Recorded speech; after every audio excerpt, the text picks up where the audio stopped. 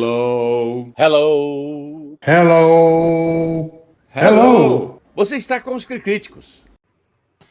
Eu sempre fico observando a reação dos entrevistados à vinheta, né? Nem todo mundo conhece os Três Patetas, eu sei lá, de repente Três Patetas já não é mais politicamente correto, mas enfim. Pelo visto, alguns conhecem, alguns não estão tão velhos quanto eu, mas conhecem Três Patetas. Queria dar um alô especial para os entrevistados de hoje. São os diretores, é isso, meninos? Os três diretores, vocês dirigiram a 6 mãos o documentário Quem Tem Medo, com interrogação? Então, olá, Henrique, olá, Adelane, olá, Ricardo. É isso Olá. mesmo? Um trabalho tríplice. Exatamente. Quem quer começar a falar? Explicando como é que começou. Eu posso falar desse início, né, todo, porque mais ou menos em 2014, né, mais ou menos, eu conheci o grupo Motosserra Perfumada, e daí eu comecei a fazer algumas parcerias com esse grupo, né, principalmente com o Biagio, né, e a Camila, que trabalharam em alguns filmes meus. E em 2016, o Biagio começou a escrever um espetáculo, né, que inclusive está no filme, que é o República 2023. E aí a gente decidiu fazer um filme sobre a montagem, né, desse espetáculo. E aí eu comecei a fazer o Resisto em 2017. E no processo, né, da feitura desse curta-metragem que a gente estava pensando em fazer, o espetáculo foi censurado, né, pelo Roberto Alvim quando ele estava na Funarte, aqui em São Paulo. E aí a gente ficou indignado, né? Já estava rolando, né, a censura em outros espetáculos, outras obras de arte, já estava tendo esse tipo de atos, né, de censura. E aí isso aconteceu com a gente, né? Assim, também, né? E aí eu fiquei indignado e aí eu comecei a pensar em produzir um filme, né, que fizesse o registro dessas obras que estavam sendo censuradas, porque alguns desses espetáculos ainda estavam em cartaz e outros, né, voltaram, né, a ficar em cartaz. Então eu aproveitei esse momento de raiva que eu tive, né, e resolvi começar a gravar. E aí eu comecei a gravar os espetáculos, pensadores, jornalistas, enfim, comecei a gravar horas de material, acho que mais ou menos umas 60 horas de material, os atos contra a barbárie, enfim, foi gravando, né? Quando esse material chegou num certo nível, assim, quando eu percebi que eu estava com um filme que eu precisava compartilhar, né, ter uma interlocução com outros artistas, né, porque eu achei que o material era muito importante só para eu dirigir, né? Então, as primeiras pessoas que eu pensei logo foi o Henrique Zanoni e o Ricardo Abjúnior, além de da gente ter uma afetividade, uma relação afetiva de muitos anos, né? A gente se conhece há muito tempo e a gente já trabalhou em alguns trabalhos um do outro. Eles também, né, nós todos, né, trabalhamos com essa interseção entre o cinema e o teatro, né? E daí eu convidei os dois para co-dirigirem comigo, né, trabalharem na montagem. E aí daí também a gente ainda pegou um material de arquivo, né, que são mais outras horas, né? Eu nem faço ideia de quantas horas ao todo a gente assistiu, mas foi muita coisa, né? A gente viu não só o Congresso Nacional, como a gente também viu as câmeras municipais, né? Porque esses atos não aconteceram só em Brasília. Aconteceu em Recife, Belo Horizonte, São Paulo, Rio, nas câmaras municipais. Vários vereadores da extrema-direita também atacaram localmente, né, esses artistas, né, e essas obras. A gente assistiu várias horas de material, e daí que a gente começou esse processo de roteiro, montagem, que acabou virando filme, né? Infelizmente, muitos espetáculos, muitas entrevistas caíram porque a gente optou, né, principalmente por esse foco, né, que a gente acredita que foi o mais atacado dentro das obras de arte, que foi o corpo, né, e as temáticas ligadas à comunidade LGBT, né, e também essa coisa da religião, né? Enfim, é isso, mais ou menos a gênese, né, do projeto. Se fosse a época da mídia física, né, DVD, Blu-ray, ainda existe, né, mas as tiragens são muito tímidas hoje. esse material todo, fatalmente você teria uma saída, né? Esse material que não entrou no documentário. Você tem algum destino? Você pensou nisso em algum momento? Assim... A gente está pensando não só com esse material, mas também captar mais materiais também para falar de outras áreas que foram censuradas, não só no campo das artes, da cultura. A gente está com a ideia de fazer uma série, né? Mas ainda é um projeto embrionário, né? Como foi? É importante falar.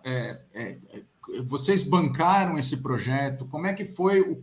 A gente sabe que cinema é custoso e normalmente eu tenho conversado com muito realizador nacional que banca boa parte da produção, tira do bolso, enfim, como dizem, faz das tripas coração para poder concluir a obra. Como é que foi esse processo para vocês? Isso ainda está dentro da gênese, né? Porque além de a gente estar tendo dificuldade no audiovisual e na cultura em geral, desde que o Temer assumiu até hoje, com o Bolsonaro, a gente perdeu muitos editais, apoio e tudo mais, é óbvio que um tema desse ainda não teria suporte nenhum. Então, a gente começou de forma independente. Todas as gravações, pesquisa, inclusive uma parcela da montagem foi feita de forma independente, né? Mas a gente teve uma pequena verba da SPCine para finalização, né? De som, trilha sonora, enfim, essa coisa mais da finalização, mas a produção em si foi só nossa, independente mesmo. E eu acho que tem uma coisa importante aí que o Delany falou, que é a gente citar, tem o nosso produtor, o Daniel Peck, né, da Multiverso, ele topou entrar com a gente no projeto também totalmente sem dinheiro e, enfim, deu todo o suporte necessário assim, para a produção e também para pós, todo o trabalho que tem, que é bem grande, ele fez com a gente. E agora o filme vai entrar em cartaz agora, né, dia 4 de agosto nos cinemas, e a gente recebeu quase um convite assim do Daniel Queiroz da Embaúba, que é uma das distribuidoras mais legais hoje que tem no Brasil. Sim. E o Dani topou completamente, falou, assistiu o filme, acho que é importante, vamos atrás de recursos, mas a gente vai viabilizar isso de qualquer jeito, assim. Então, eu acho que é importante dizer isso, porque teve uma resistência, assim, de toda a classe artística, assim, de se juntar, né, nessa coletividade e em face a esse ataque bastante elaborado, que vem há bastante tempo.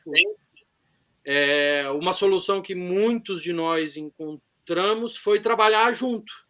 Então, a gente tem desde então do PEC trabalhando com a gente, o Daniel Queiroz da Embaúba, até, por exemplo, o Arnaldo Antunes, a música que finaliza o filme, o Arnaldo Antunes, a gente entrou em contato com ele e falou, não temos dinheiro, mas a música é importante, e a música foi censurada também, né? Foi uma das primeiras censuras do governo, foi o clipe da música do Real Resiste. E ele super topou, falou, beleza, eu vou ceder a música para vocês, estou entendendo a importância e o tamanho do filme. Então, também topou sem cobrar, o que ele, obviamente, cobraria em projetos de outra estrutura. Muito legal, inclusive, o documentário fechar com essa música. O público prestar atenção na letra é a mais pura transcrição da realidade, né? Eu vi assim, né? Várias coisas me chamaram a atenção. Infelizmente, a gente tem muita coisa ruim retratada, né, no documentário. Normalmente os apartes de políticos, os apartes dos religiosos, e o que me vira um pouco o estômago é a famosa, né, catequese, né, o catecismo, quer dizer,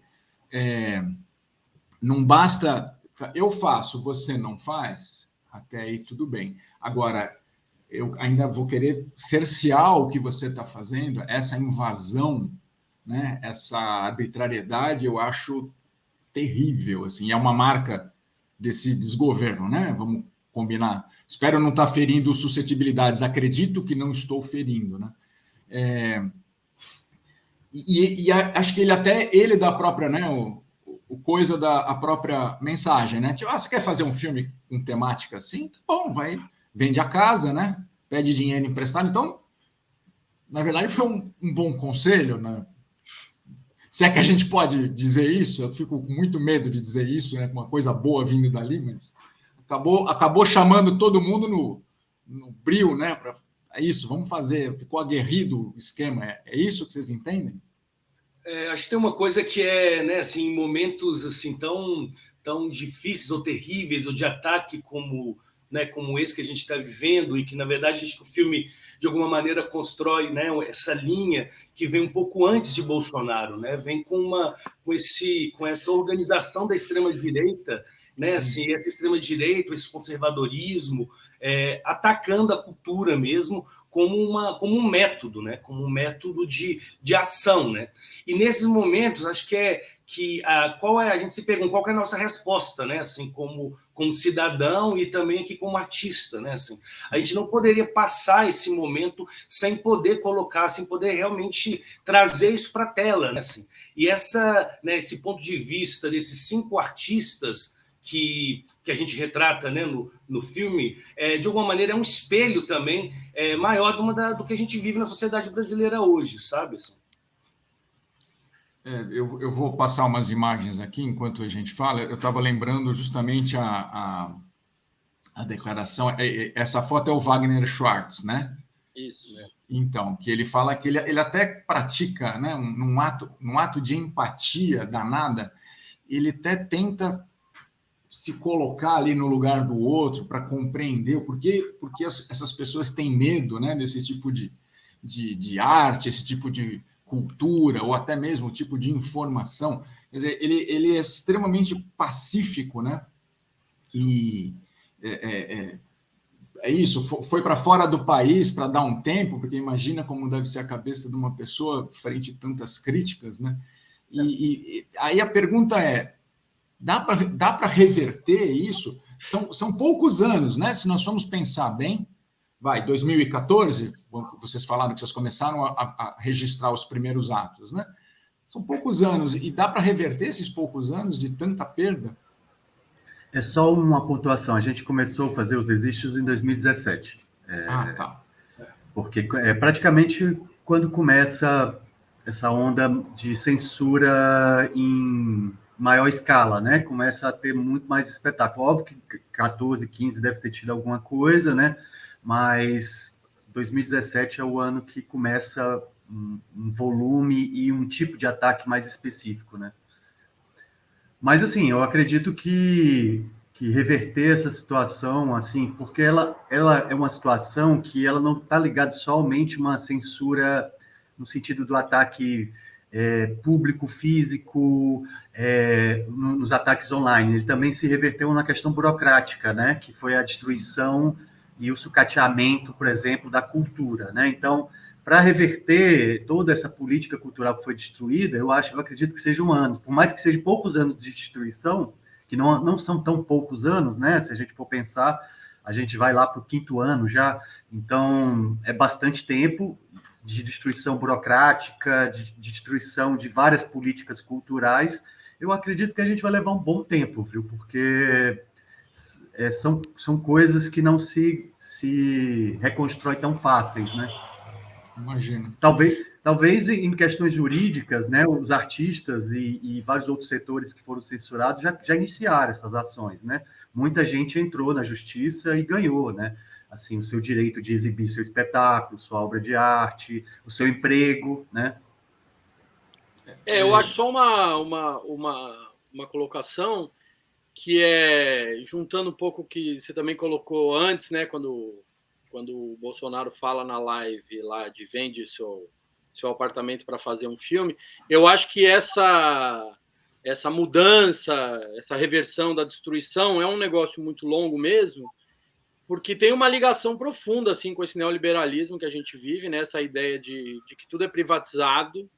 Então, isso atravessa vários âmbitos, assim. Então, essa ideia de que vende suas coisas e faz é uma ideia bastante que segue essa linha, assim, bastante equivocada de qual o sentido do que é o público, né? Qual é o papel de um governo, de uma política cultural. Então, eu acho que isso vai mudar bastante. Tem uma questão que a gente traz no filme, no próprio título, que é essa questão do medo, né? Que é esse afeto político que tem circulado faz aí bastante tempo, né? A gente pode... Claro que tem todo um histórico do Brasil, assim, né? A gente tem uma história muito longa de violência, de preconceito, de racismo, mas isso a gente vê muito que veio sendo construído, né? A questão da ditabranda, né? Do edital da Folha, esse jornalismo de esgoto, toda essa importação de obra de Olavo de Carvalho pela Veja, isso veio sendo construído durante muito tempo, e essa demonização dos artistas, de professores, essa cultura onde todo mundo tem medo, e quando você tem medo, você opera numa lógica do ódio, né? Então esse ódio é construído. Então, para reverter isso, vai demorar muito tempo, isso não vai acabar com a eleição do Lula, né? Esperamos que ele ganhe e pelo menos volte a ter algum nível de civilidade, mas isso vai demorar muito tempo, porque a volta dos militares, né?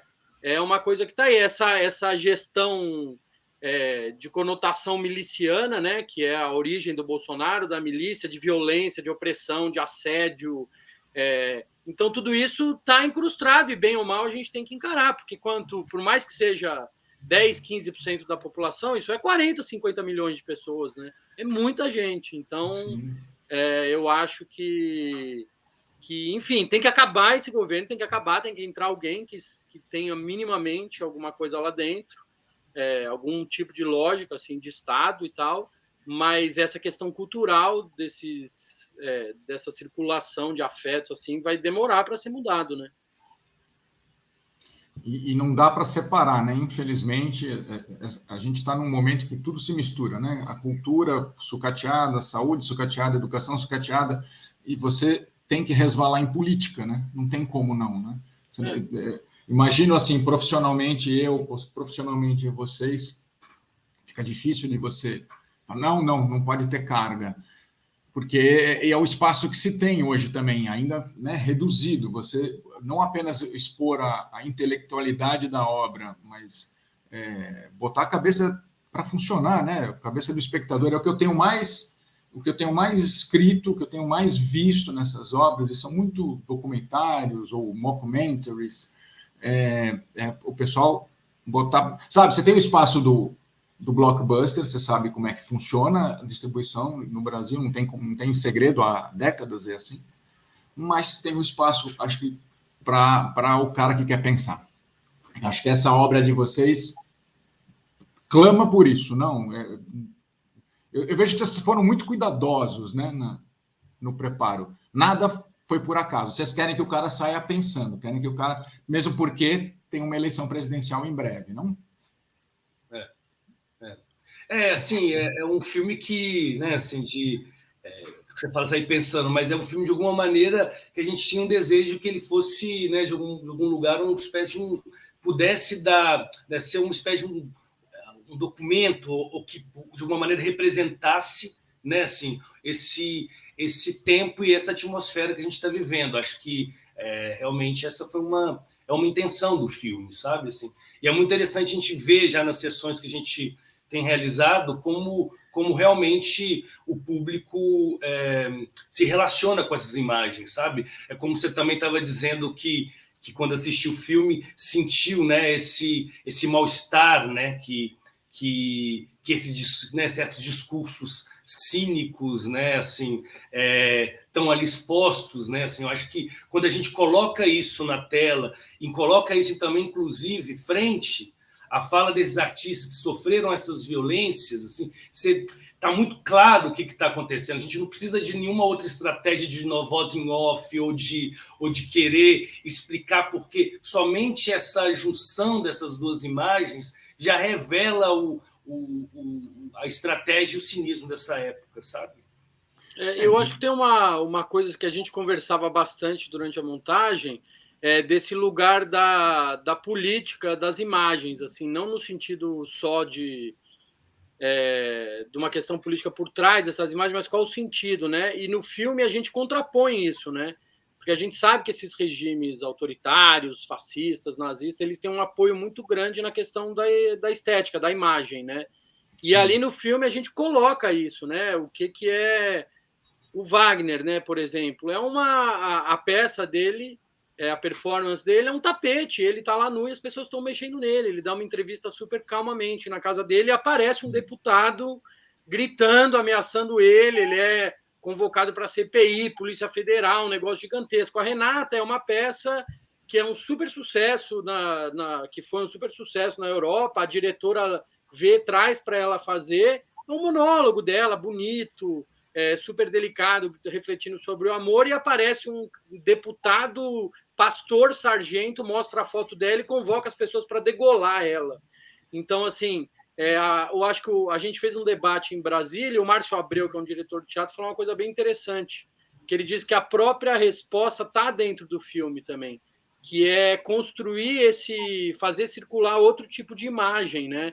Esse tipo deles, assim, que é movido ao ódio, movido à agressão, a essa coisa do grito, dessa coisa super exagerada, super agressiva. Sim. Em contraponto a isso, tem os artistas, né? Tem o Zé Neto, que é o que faz a Mulher Monstro, dentro de uma jaula, refletindo aquilo super pequeno, e a gente até conversa disso, né? Que o Zé Neto tacaram uma pedra nele em cena, né? E agora a gente caminhou para um lugar onde eles entram numa festa e matam uma pessoa porque está com a roupa do PT, entendeu? Então, assim, a gente captou essa evolução. E ninguém entra em nenhum templo para tirar pedra em pastor, em padre, que quer que seja, né? Realmente são dois pesos completamente diferentes, né? Vocês continuam em contato com esses artistas? Esses debates que vocês promoveram, eles participaram? Como é que foi esse trabalho? Trabalho de formiguinha, né, gente? Eu acho que foi um trabalho ali, né? Na trincheira, não? Sim. Foi. A gente tem, além de contato com eles, a gente tem um suporte muito grande, né? Por exemplo, o Zé Neto, ele chegou até a conseguir uma exibição no Cine São Luís, em Recife, né? Renata e Wagner o tempo inteiro divulga, né, o material, toda a exibição do filme, o lançamento agora, eles sempre estão divulgando, e também, de certa forma, alguns dos artistas são nossos parceiros, né, tipo o Biagio, a Motosserra, eu ainda trabalho com eles, né, acabei de realizar com eles, nesse período de pandemia, a gente fez uma adaptação de 3 espetáculos do grupo para a versão online, né, e a gente sempre são nossos amigos também, né? Assim, a gente, além de ter... Um pouco antes também da filmagem, alguns dos artistas já eram nossos colegas ali, já estavam ali no circuito, né? Como eu falei antes, né? Nós três, a gente transita, né? O Henrique e o Ricardo transitam mais, né? Porque eles são diretores e dramaturgos, né? Mas eu também estou ali sempre com o teatro conectado com o audiovisual, de certa forma, né?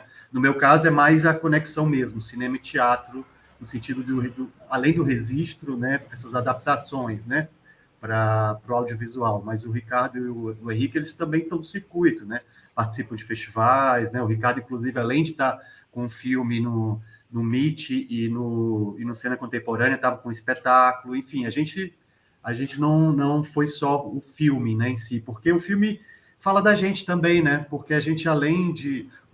nós, como cineastas, somos artistas também, né? Sim. Então, a gente também nos afetou diretamente, né? É lógico que não tivemos uma obra censurada ainda, né, diretamente, né? Mas a gente foi afetado em outros aspectos, como foi essa censura que eu te falei, política, né? De destruição, né? Porque a censura, existe essa censura direta que a gente apresenta no filme, mas existe também uma outra forma de censura que foi realizada, que foi sucatear todos os mecanismos de suporte que a gente tinha na cultura, né? Que inclusive também não só no sentido de sucateamento, como uma espécie de difamação, né, da classe artística, como se os editais e os suportes do governo não fossem dados também para o setor agropecuário, industrial, né? Quantas fábricas não têm isenção de imposto, né? Quantas fábricas não foram montadas em território sem pagar aluguel, né? Quantas fazendas, né, do agronegócio não receberam investimentos e editais. Perdão de dívida. Então, mais que isso. aí o pessoal fica falando essa asneira aí, que a cultura é sustentada pelo governo, como se nada no mundo, né? Por exemplo, a gente vê hoje a Coreia, né? O cinema coreano e a música coreana, né? O K-pop, é bancado pelo governo coreano, né? Se tornou uma indústria para eles, né? Praticamente eles competem com a indústria do entretenimento nos Estados Unidos, que inclusive nos Estados Unidos também existem esses financiamentos. Então, acharam um inimigo que tem uma certa fragilidade, né? Porque é óbvio que se for mexer com outros setores, né, existem uma resistência jurídica mais forte, né? A cultura agora que está lidando com essa questão jurídica, né? Há poucos artistas, né, que começaram a entender essa questão jurídica para se defender e conseguir sobreviver, né? Eu acredito que eu posso estar até enganado, mas eu acho que alguns colegas meus perderam alguns editais, né? Inclusive eu e o Henrique, né? A gente perdeu um edital porque foi cancelado e a gente, na época, nem tinha pensado nessa questão jurídica, né? Eu acho que o Ricardo também sofreu isso, né? Enfim, a gente agora que está lidando com essa questão jurídica, entendendo que a gente pode resistir por esse viés também, né? Não só fazendo arte, mas também lutando por nosso direito de sobrevivência e de expressão, né? Eu acho que você chega a um momento que assim ninguém sabe exatamente como funciona um edital. A maioria da população não sabe. Você chegar na burocracia de um edital, né, tem um monte de etapas a serem cumpridas e você não é simplesmente pega o dinheiro e faz o que quer com o dinheiro. Tem todo um processo, uma prestação de contas. Isso é muito controlado. Pode-se falar isso 1 milhão de vezes e ainda não vai entrar na cabeça das pessoas, né?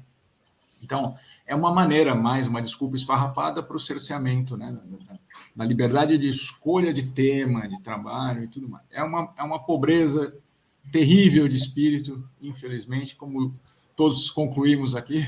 Espero que tenha data para terminar. Então, falando em terminar, meninos... Por favor, desculpa, Delane, fale. Não, é porque, por exemplo, uma das coisas que eles mais falam é da Lei Rouanet.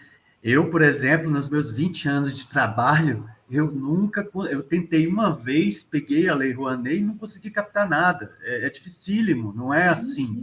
Aprovou na Lei Rouanet, vai sair recebendo dinheiro, e como você falou, eu acredito que um dos setores mais de uma auditoria mais pesada é a cultura, assim. Eu passei, assim, pouquíssimas editais que eu ganhei, raríssimos editais que eu ganhei, passou por um pente fino super pesado, assim. Nossa, eu lembro que, sei lá, um curta-metragem, no valor super baixíssimo, no edital que eu ganhei, tinha passado pela, como é que chama? Por uma espécie de peneira, né? Então, enfim, assim, eles pediram muito, né? Auditoria, né? Então, assim, que eles escolhem, né? De 100 projetos, sim, eles vão ser bem mais rigorosos, mas é sempre muito rigoroso, a gente sofre muito, não pode deixar nem nada, assim, nada. Infelizmente, nós tivemos 2 exemplos infelizes, né, na história do cinema, onde a prestação não foi muito bem feita e a conta ainda está nas costas de todo mundo que quer trabalhar sério. Mas eu acho que, assim, uma coisa importante da gente pensar do ponto de vista financeiro e tal, é irrelevante a cultura, o tamanho, né? A Rouanet não é nem de recurso do governo, você só ganha uma autorização para captar com a empresa. Então, eu acho que o que é mais importante para a gente olhar é assim, por que foi escolhido isso, né? Por que escolheram os artistas, por exemplo, para serem atacados? Eu acho que tem uma questão muito forte de que o papel dos artistas, da universidade, dos jornalistas é funcionar como nesse papel de mediação, né, entre o que a sociedade, o que está circulando e como a gente pega isso e cada um à sua maneira media esses conflitos, essas questões que estão sendo atravessadas. Então, não é à toa que escolheram os artistas, os professores, as universidades, os cientistas, os jornalistas a serem perseguidos, né? Então, essa associação para nós, como pedófilo, como criminoso, como folgado, como a mamata, é uma coisa pensada, né? Não é uma questão como do zoófilo, valor, né? Exatamente. é esse pânico moral, essa circulação desse pânico, que se eu estou no pânico, o que eu preciso? Eu preciso de alguém forte para dar conta. Então, eu aceito mais polícia, eu aceito mais violência, eu aceito, que é o que a peça O República faz, eu aceito um Führer, né? Eu aceito um grande líder que vai poder transgredir qualquer lei para me defender, né? Então, o Wagner, a Renata, os artistas são atacados por isso, não é pelo valor que... Não é uma questão financeira, né? É uma questão muito mais de pânico moral, de usar isso como pânico moral e eles se sentirem um cidadão de bem, que estão lá para uma causa acima de qualquer coisa e enfim, então assim, é muito bem estruturado e é no mundo inteiro isso, né? Sim, então não é uma coisa restrita aqui, é esse conflito que a gente vai ter, que a gente está vendo acontecer no mundo todo, né? Gente, eu quero deixar o microfone aberto para vocês. Eu poderia passar muito mais tempo conversando, obviamente, né? O tema é rico, vocês estão afiados, mas, infelizmente, eu tenho um limite de tempo aqui. Eu queria que vocês deixassem a mensagem final de vocês, por gentileza. Quem quiser. Bom, a mensagem final vou deixar uma bem curta. Dia 4 de agosto... Vamos no cinema assistir o Quem Tem Medo. As salas devem sair entre hoje e amanhã. A gente vai divulgar. E, enfim, como todo mundo sabe, é muito difícil o cinema brasileiro. As 2 primeiras semanas são muito importantes. Então, quem puder ir, ajudar na divulgação. É isso, vamos ver e vamos derrotar o Bolsonaro aí. Acho que vocês não vão complementar mais nada. Fechou. Meninos, muitíssimo prazer em conhecê-los. Muito boa sorte nesse projeto, nos próximos projetos. Eu gostaria de poder estar aí mais uma vez conversando com vocês, de repente, não virtualmente, mas presencialmente, num futuro próximo. Então, Críticos, do meu lado, eu posso fazer isso. Então, vou botar a boca no trombone aí, tá bom? Eu vou encerrar a transmissão. Muito obrigado. Valeu. Tudo de bom para vocês. Não saiam do estúdio ainda, tá bom, gente? Até a próxima.